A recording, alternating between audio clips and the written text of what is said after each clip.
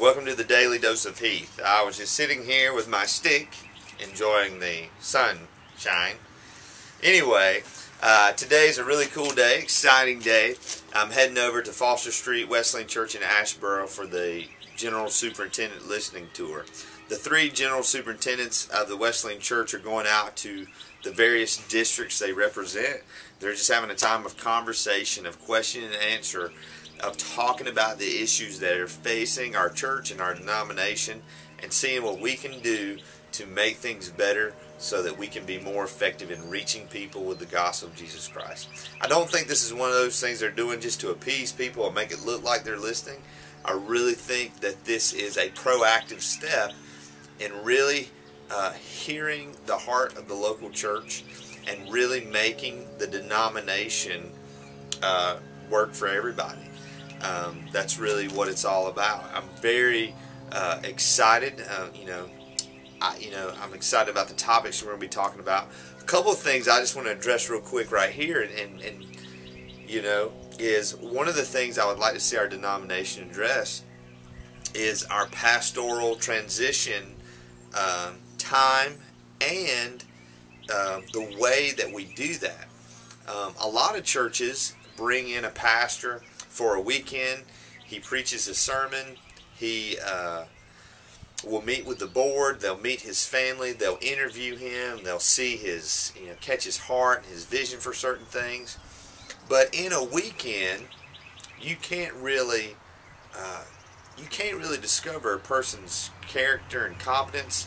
Even if you've talked to their references, you've talked to the churches they've worked with before, it's really hard to get all of that in one weekend. And it's really easy if you know you've got one shot to preach a great sermon. Most people are up to that challenge and can preach that great sermon that's good enough to wow the congregation to get a positive vote. I'm wondering if we make that process just a little longer. I know sometimes there's just so much pressure. Most guys in our denomination, most people will begin looking and resigning in February or March. April is when most church conferences are held, and then the transition period is in the summer.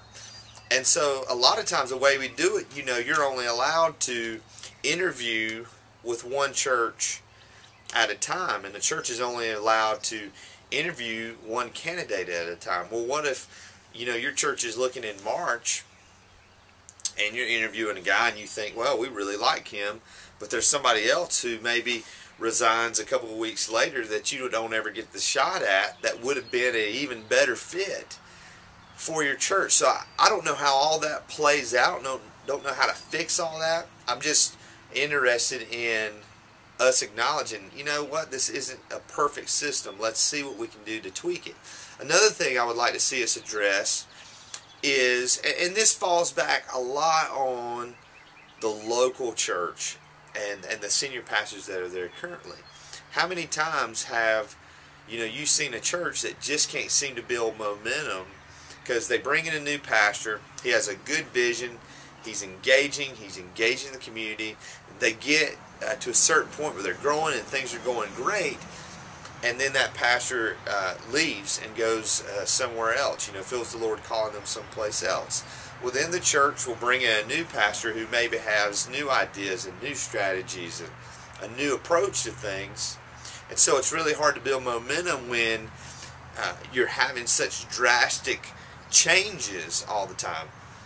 The flip side of that is you have a pastor who's been in the same place for 30 years and no one's asked for any new ideas, and so the church fails decade after decade to have any kind of impact, any kind of growth on the community. So there's two sides of that. What needs to happen, I think, is the church needs to be responsible for its vision and mission. And so you're not looking to a pastor to come in and say, hey, pastor, tell us what to do. Tell us how to do it. But the church, rather, needs to look within itself and find, what are we good at? What are the marks of our church? What are the things we do in our community that no one else is doing? and you don't find somebody to come in and change all that and start all over. You find a pastor who fits who you are, a pastor who's going to take you to the next level, not by reinventing the wheel, but a pastor who fits your vision, a pastor who fits your purpose and your mission and what you're trying to do in your community. Now, will there be some tweaks and some changes along the way? Absolutely, because each pastor is different. But I think so many local churches, they're waiting for this pastor to come in on a white horse and have all the answers and have all the solutions. And sooner or later, those lay people and those families have got to look each other in the eye and say, you know what? When it comes to the end of time and God is looking at our church, you know what? Yes, will our pastors take some responsibility for how effective our church has been in reaching people with the gospel? Absolutely. But it'll be more on us.